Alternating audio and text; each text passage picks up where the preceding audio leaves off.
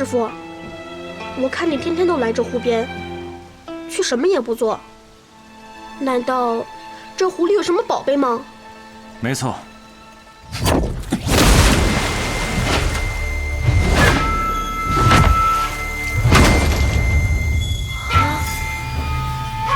师傅，这个是……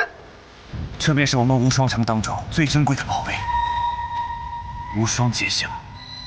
这个剑匣当中有13柄名剑，其中1柄名唤大明朱雀，乃名剑谱当中排名第2。既是无双，为何又不是第一？第一乃为天子之剑，大明朱雀乃江湖之剑，当然敢称无双。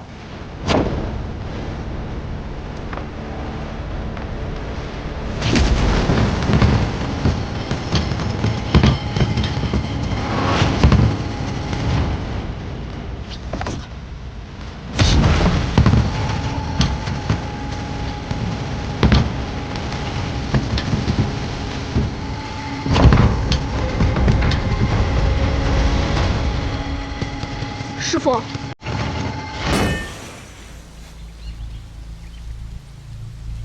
师傅，这剑呢？果然如此。我修炼30载，今日初到此处开启无双剑匣，可终归不是这剑匣选中的主人。天意如此。这剑匣不能随便打开吗？剑匣有灵，只有他遇到他认可的主人，才会开匣出剑。让我来试试。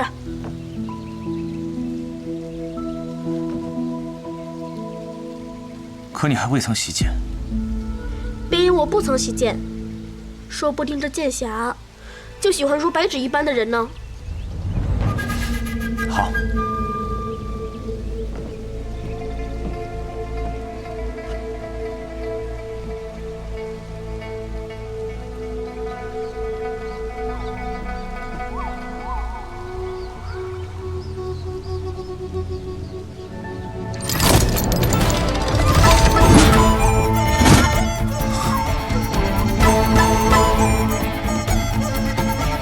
师傅，这剑好漂亮。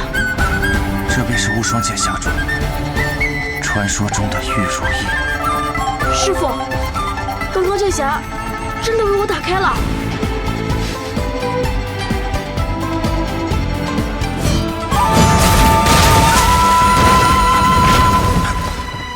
玉树，玉树！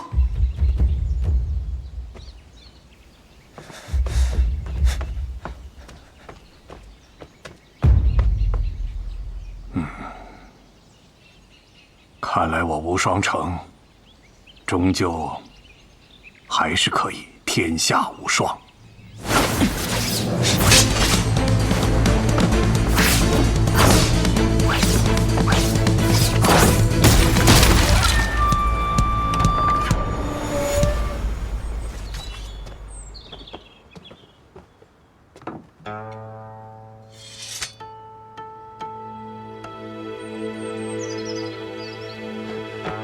师傅，师傅，刚刚剑匣是不是开了？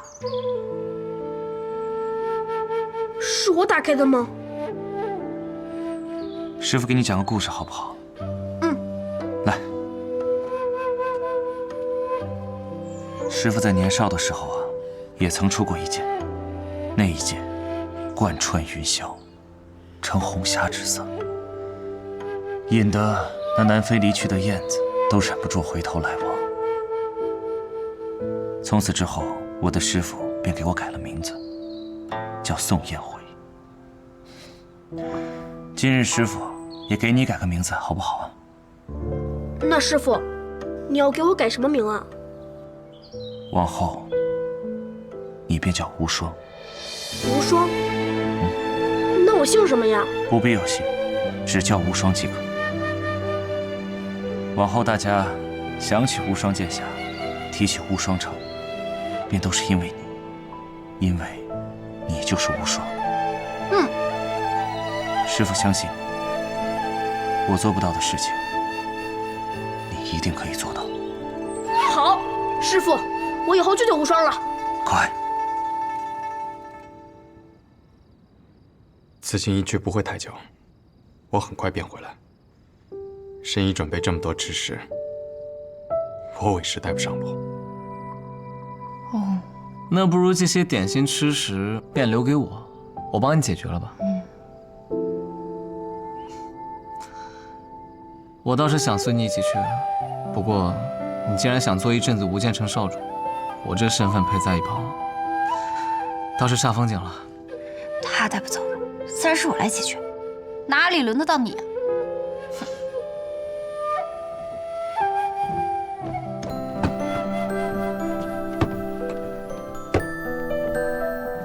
这是，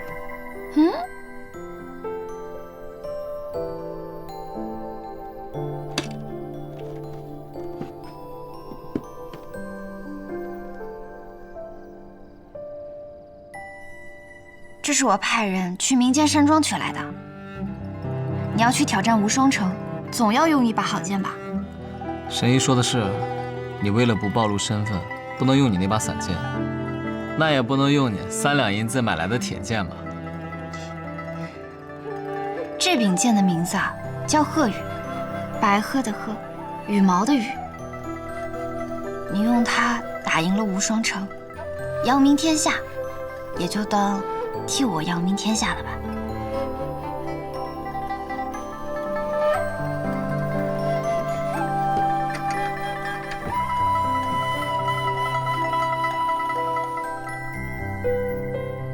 这很贵吧？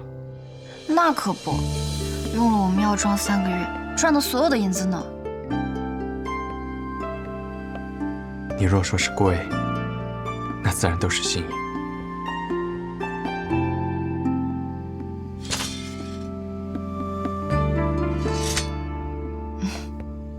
不错不错，我的眼光果然是极佳。宝剑、美人，好不相称。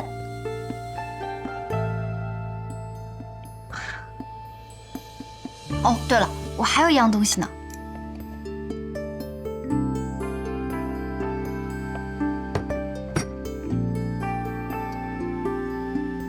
这又是？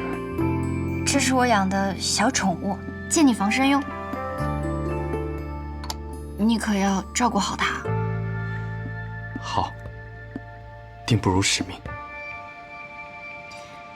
这样看起来，你倒是像个江湖侠客。或许，他本就该是个江湖侠客。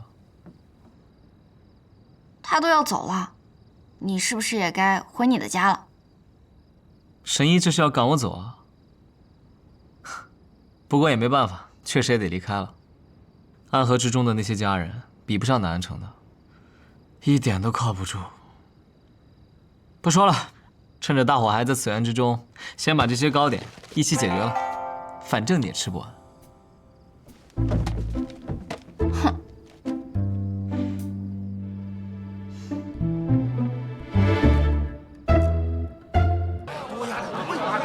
放心，挣的都赚了。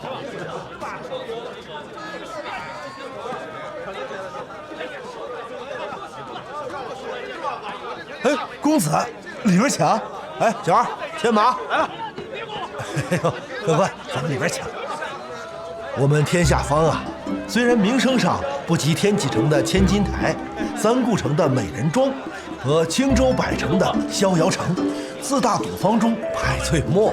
尽管相较于其他3家赌坊都服务于王公贵族及商贾，我们天下坊最大的区别就是，来这里的呀多是江湖中人。因为呢，我们天下坊的背后啊，是江湖上赫赫有名的武城——天下无双城。无双城。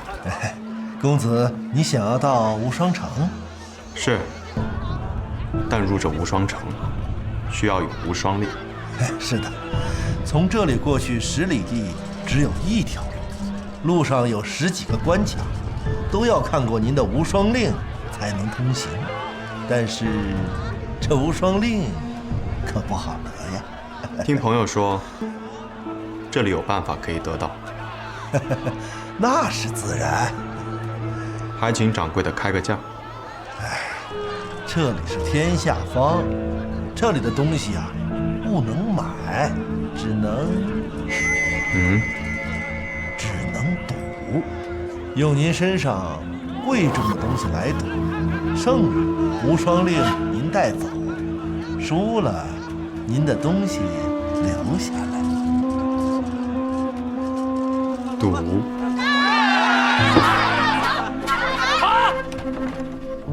公子这边请。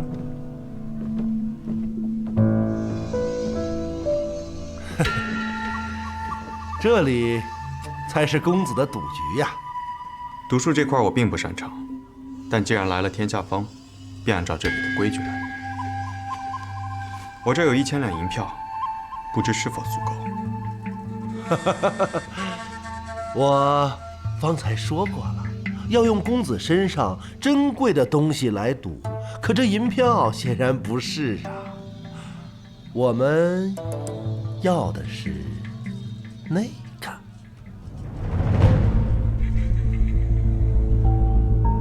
抱歉，这柄剑对我来说有特殊的意义。我这有枚龙泪珠，不知是否算得上珍贵。龙泪珠，据说这枚珠子极具灵力，若是日夜带着此珠修炼内功，半年之后，身体就会发生奇妙的变化呀！掌柜好眼力，确实是个好东西，值得一赌。你们想怎么赌？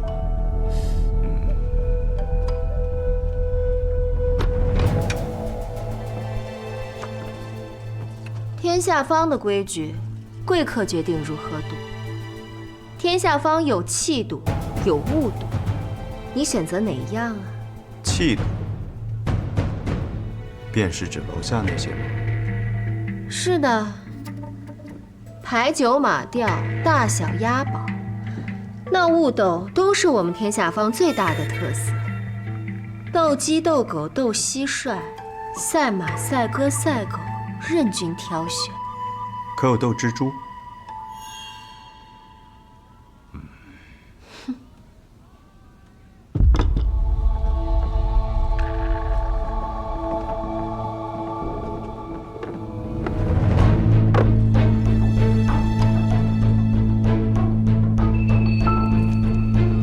八眼狼蛛。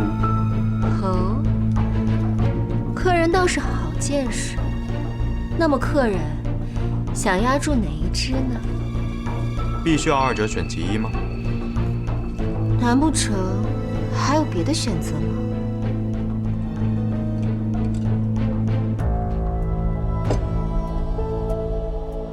我也有一只蜘蛛，我以它同时对这2只，若它能胜，便算我赢，如何？这八眼狼蛛绝非寻常之蛛，公子这盒子还不及八眼狼蛛的1半大小，如何以1敌2啊？公子是不是太过自信了呀？那便试试吧。那便落定了。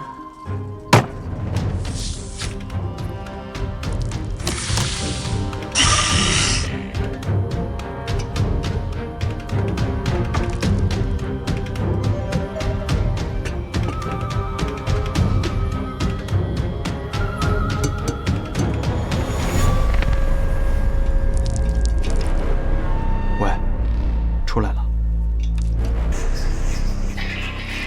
嘿，这是去吧。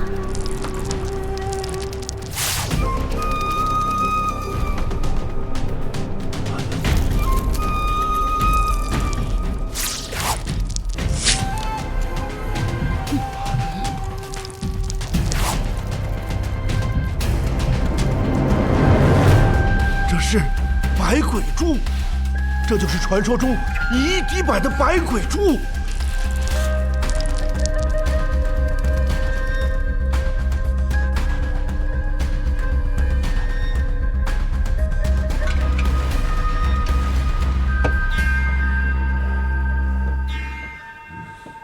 那么这无双令是否应是我的了？公子手握绝世好剑，深藏龙泪珠，随手就能拿出稀世珍物百鬼珠，应当出身不凡。以公子身份，又何须来我天下方要无双令？今日到此，是何目的？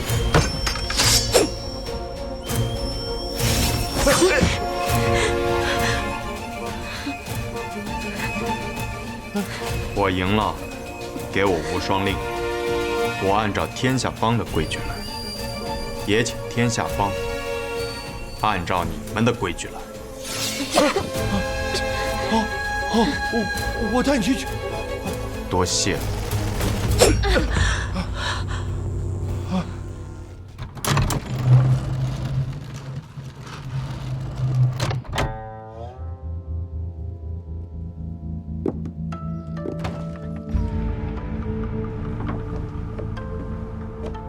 这边请，尊者。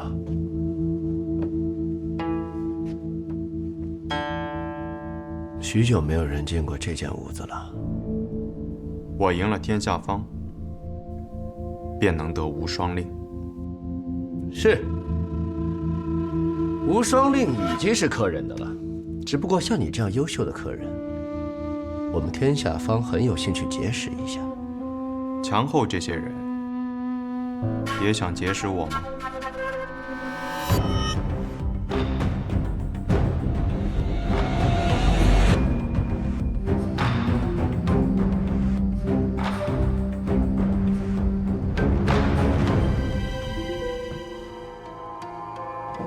我果然没有看错啊，客人还真是非比寻常。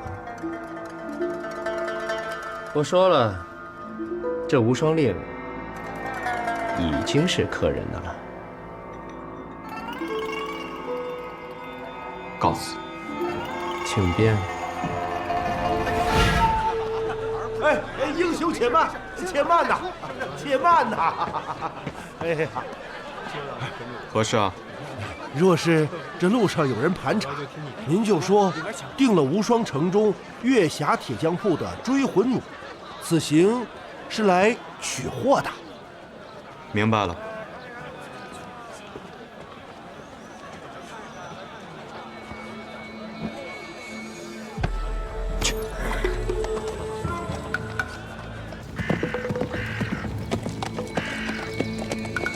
吁！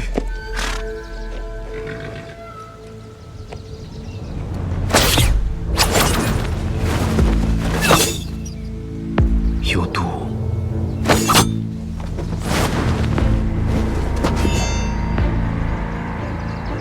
什么意思啊？想造反是不是？我可是你们大家长。小心，他没有中毒。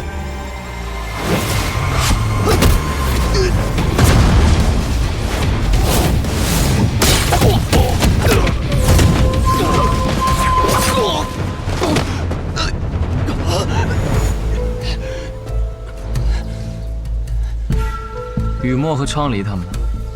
那些支持你的人都被下了毒，如今已经被圈禁起来了。是苏兰丹动的手啊！哼，还真是小瞧他。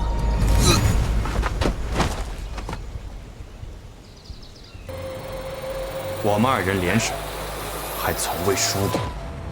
18剑阵，起！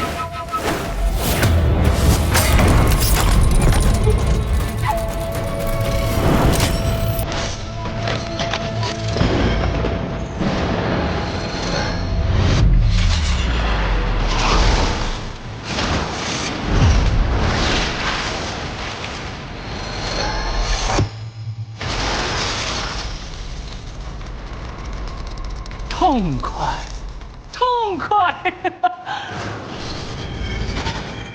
！18剑阵，我生平一大恨，便是恨自己没有生于100年之前，不能与苏家高手苏18一战。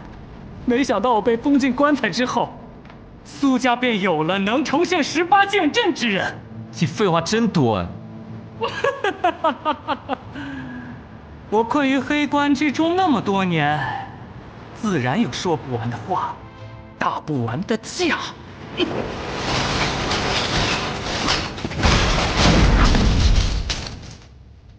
你这些剑还不足以对付我，让我看看你那真正的一剑。那便成全你。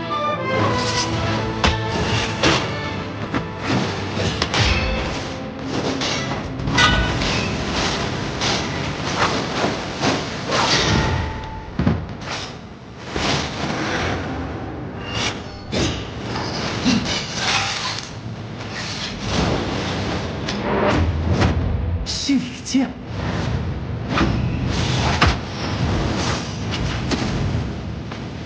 正是，他在吸走我的剑气。原来，这便是炎魔掌的可怕之处。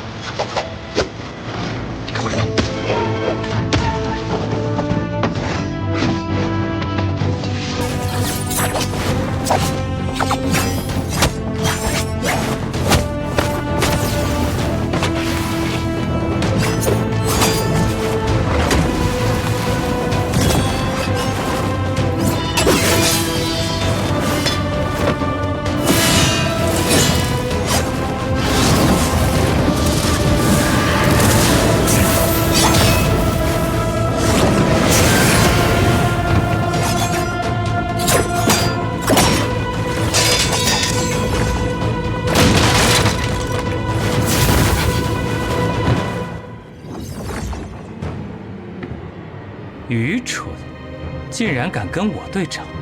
看看愚蠢的那个人到底是谁吧。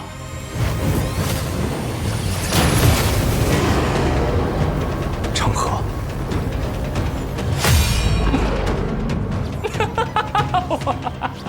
哎呀，没想到啊，这暗河之中除我之外，居然还有这般大逆不道之人啊！你居然也偷练炎魔掌了？什么叫偷练？按照现在的结果看，我这叫提前练。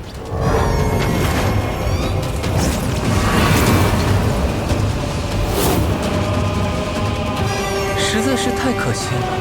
你的炎魔掌修炼若是再高一个境界，就能胜过我了。只可惜阎罗十殿，一殿一生死，你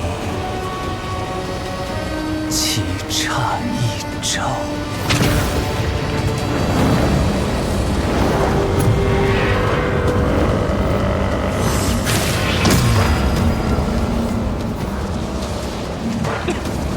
该死，是棺材里爬出来的家伙，内力怎么会如此深厚？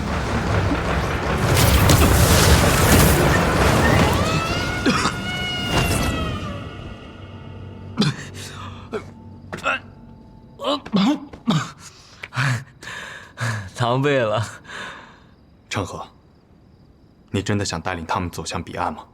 自然，虽然这只是一个开始。远离纷争，总是我的一厢情愿。既然命运如此，那便挥剑斩断。握住这柄面龙剑，成为第一个以无名者身份继任大家长的人。你终于想明白了，我们两个生来就是要与命运抗争到底的人。你说挥剑，那便挥剑，不死不休。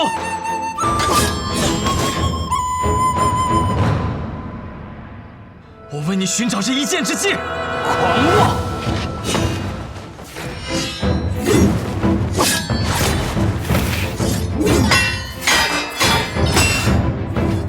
渊，若只有出一剑的机会，便闭上眼睛，相信自己内心最坚定那一刻的判断。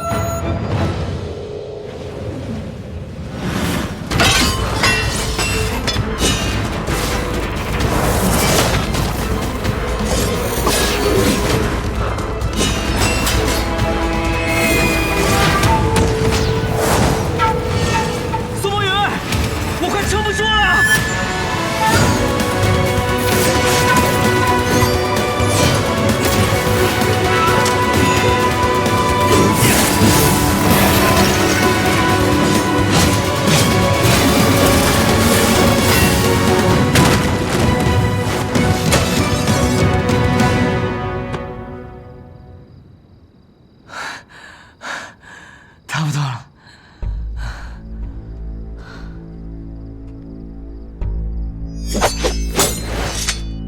方才那一剑伤了你的心脉，若你执意再战，必死无疑。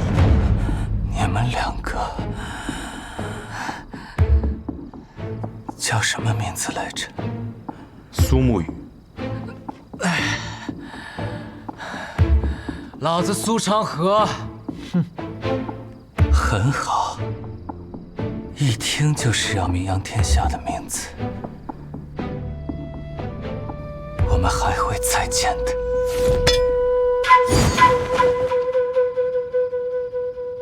很好，的确是两个了不起的家伙呀。那便期待我们的下次重逢。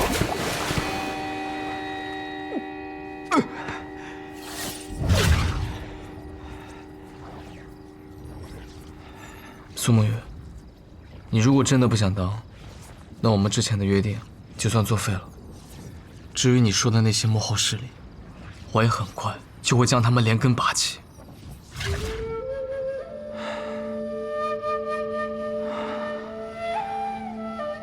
好，但阎魔掌这门功法太过危险，一不注意便会反噬己身。你以后还需万分小心。我们走到今天这一步，真的很不容易。不过，我还是会继续走下去的。长河，我知道你要说什么。我会向外界宣布，从此之后，暗河便没有执三鬼。我会铲平提魂殿，这样就不会有人下达追杀你的手术。那些你想要带走的家人也是一样。你说过你喜欢南安，我在南安城置了一处大宅，是我这些年偷偷攒钱买的。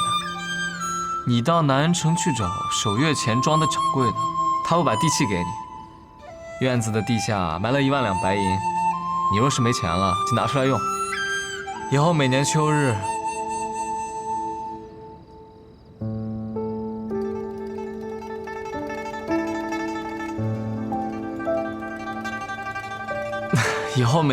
日，南安城桂花满城的时候，我会去找你饮酒。当然，你不想让任何人，包括我知道你行踪的话，你也可以不要那间宅子，转手卖给守月钱庄的掌柜的就行。但是，每年秋日，南安城桂花开时，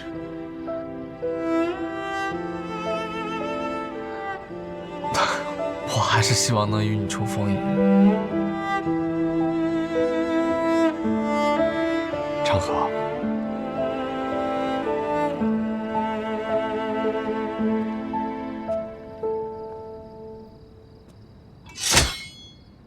你本来就不属于这个地方，离开这儿也是必然。而我，从小就是从尸堆里爬出来的，生命在我这里，本来就是不值一提的东西。我离开了，反而不知道去哪儿。但你这个人其实很笨，你不喜欢杀人，却又只精通这个，别的什么都不懂。你做了多少年的鬼，身上还是穷的叮当响。你这样的人到俗世间，你一定会被骗的。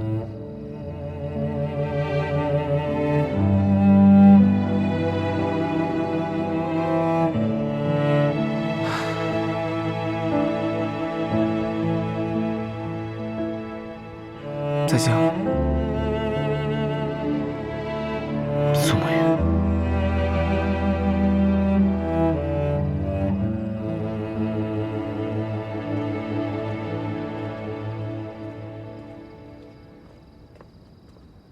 你说我笨，但你其实也很笨。你还记得我们第一次任务，一起去洛河城杀那贪污赈灾粮的李欢吗？明明一剑便可解决的事情，你却硬要顺藤摸瓜，将他在世上所有的金银财宝一并拿走。结果呢？我们被32名六煞门捕快围攻，差点就要死在那府宅之中。那不是因为……闭嘴！还有一次，我们一起去血河山庄对付刀魁王八，你非要去他的藏书阁看一眼，说要搜罗秘籍，最后我们被机关所困。幸好我身上还带着些干粮藏着，硬挺着熬过了3天3夜，等来了援兵，不然我们早就饿死了。哎呀，那不是没饿死。还有岭南那次，东海那次，雷家堡那次，哪一次不是你把一个简单的任务捅出了天大的窟窿？你若做了大家长，你的贪婪和野心会如潮水般涌起，然后将那些跟随你的人全部一个个都淹死。你若没了束缚，只会成为一个疯子。所以，我来和你一同平息风浪吧。当年的约定作书，只是身份要换一下。苏长河，出去之后，你继任大家长之位，我统帅苏家。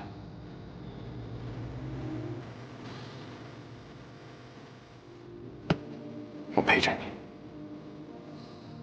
我们一起带来一个新的安和。好。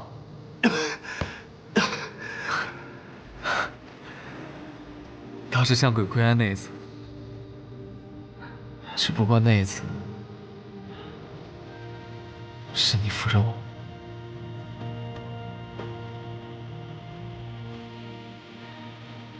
所以有些事情总是要还的。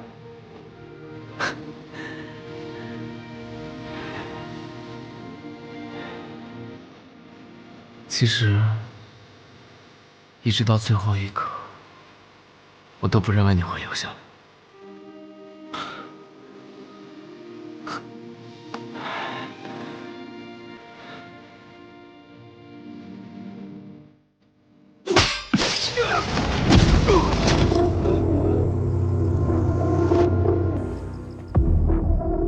当年，血月城3城主司空长风一枪便破去了百里孤虚大阵，想来是有无上神威啊！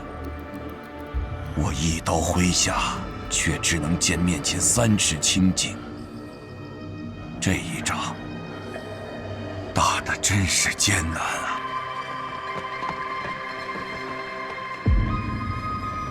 木子哲还是跑了，剩下的穆家子弟和谢家子弟都已经投降了。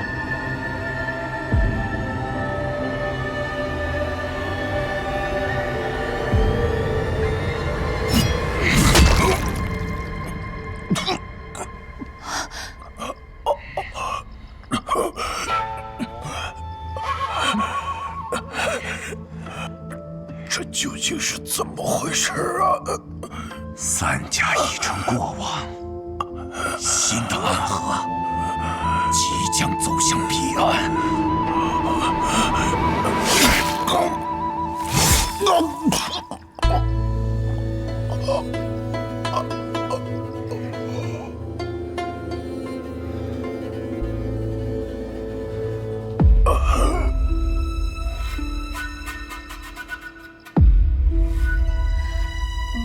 去和苏长河他们会合吧。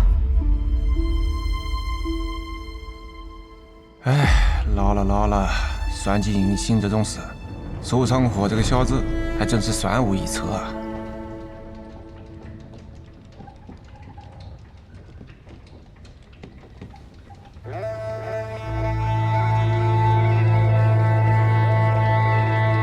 你做了一个可怕的决定，大家长。我已经不是大家长了。我姓过穆，也姓过苏，却从未能走出过这片河。或许这样的变革能够带来新的安和，能够成为这个天下不一样的那个影子。天真呐，影子就是影子，走不到光明的地方的，那我便看看。只是大家长，无论结局如何，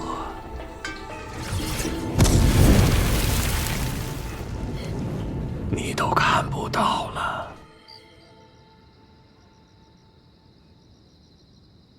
苏家苏昌河得先任大家长认可，赐冕龙剑，即今日起任暗河大家长之位。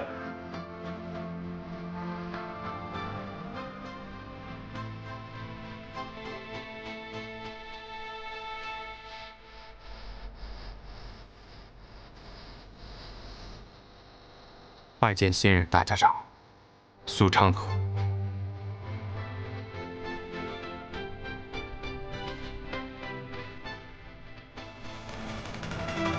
拜见大家长。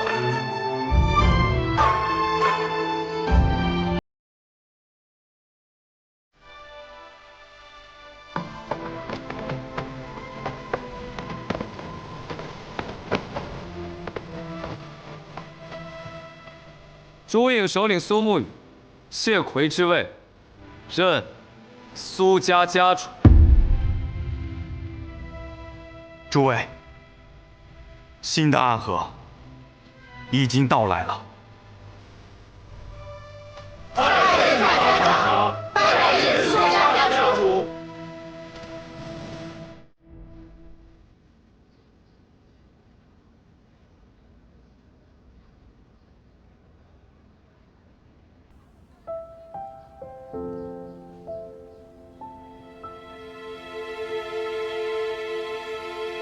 唐连月，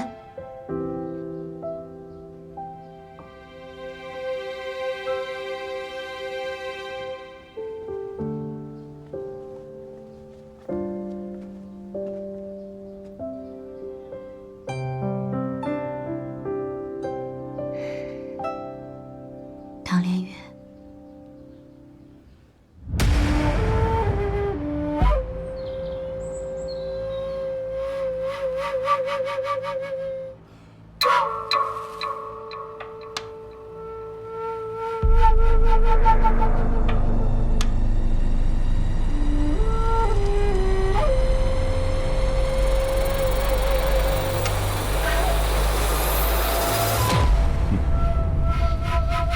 这棋局，看来已是必死之决。所言尚早啊。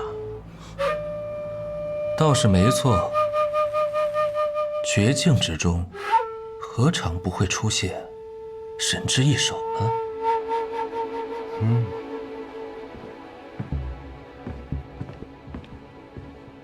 宗主，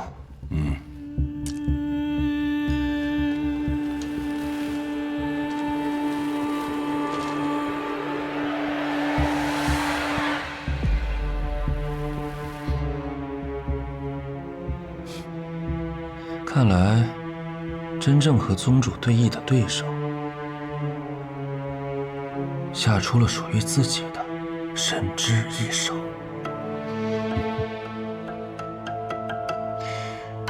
两个年轻人，居然，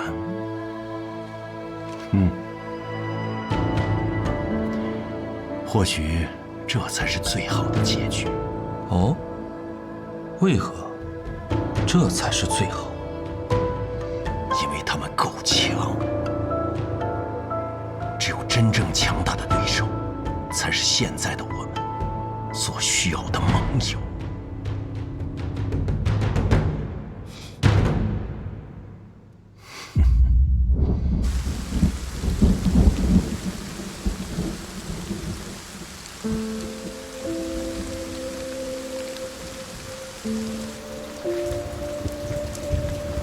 拿好啊。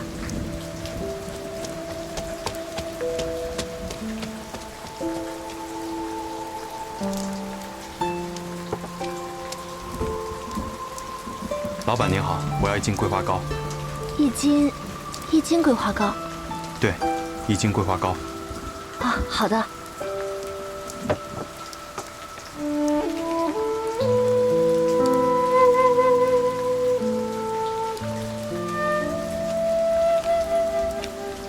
你的桂花糕。多多谢。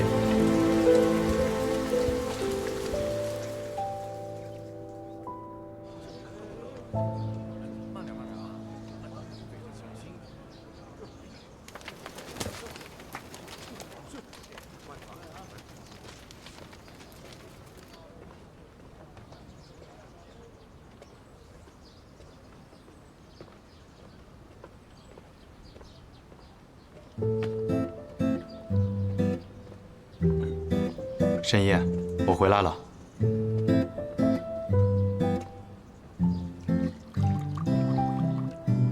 累死我了！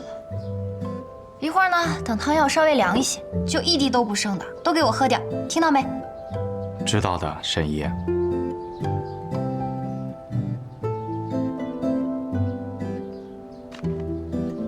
哇，还是热乎的。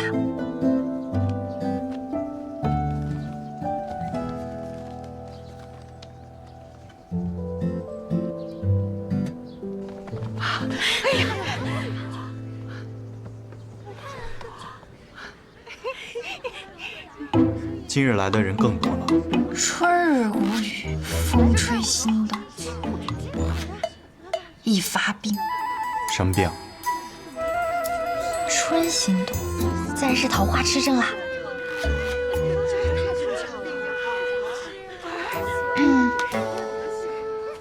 你们要看的人已经来了，我要吃的桂花糕也已经吃到了。什么时候能进去看呢？那现在就开始看病吧。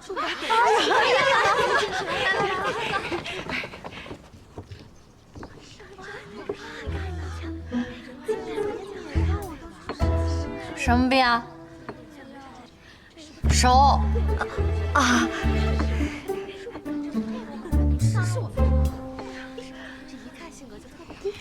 什么病啊？这不是不知道什么病，才来看着呢嘛。10两银子，我让那家伙亲手给你煎药。什么药啊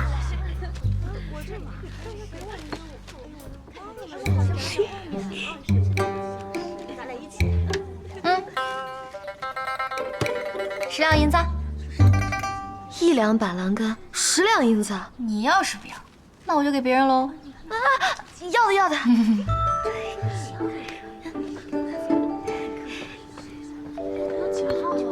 下一位。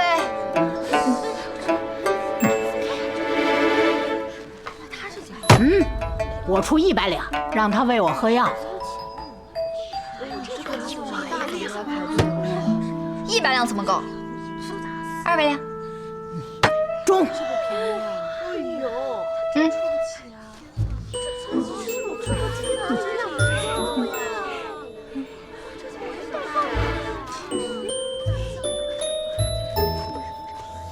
下一位。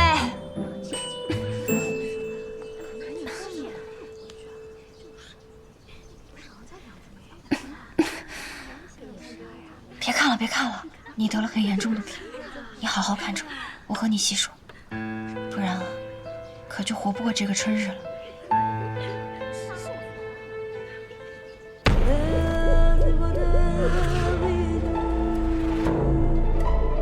苏沐雨继任苏家家主之后，去南安城开药方。是，我们派了一群人监视，但都被发现了。有人出手废了那群人的武功，似乎是要给个警示。而我们现在只敢在南安城外派几个人守着，真不知道他们葫芦里卖的是什么药。那苏长河呢？他回到了暗河，看架势就是冲着提魂殿去的。但是三官早已经离开，他收服了留在暗河的3家弟子，随即便离去了。传信给三官，现在才是他们真正相见的时候。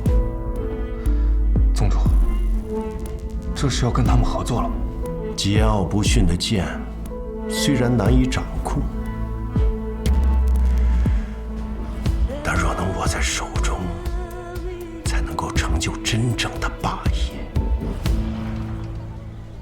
你那18剑阵是真的厉害，我在远处都已经感受到你的剑意了，但是你放出的剑要怎么收回来呢？现在这把伞是昌河找了搬家之人为我特制的，以前杀人使出18剑阵用的都是普通纸伞，不仅容易坏，每次用完还得自己把剑捡回来。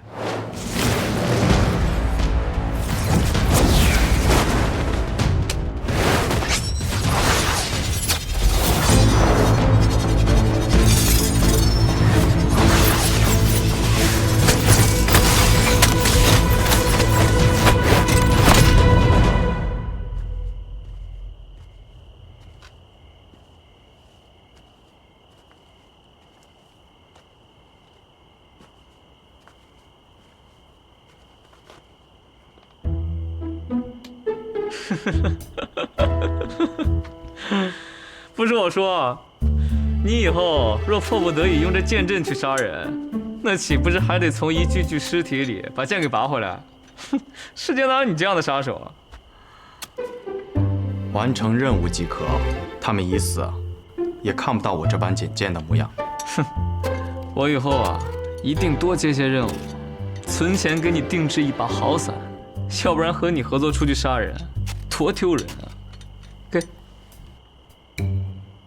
好，真是谢谢你啊，大好人。昌河说，这不是一个刺客杀完人后该有的模样。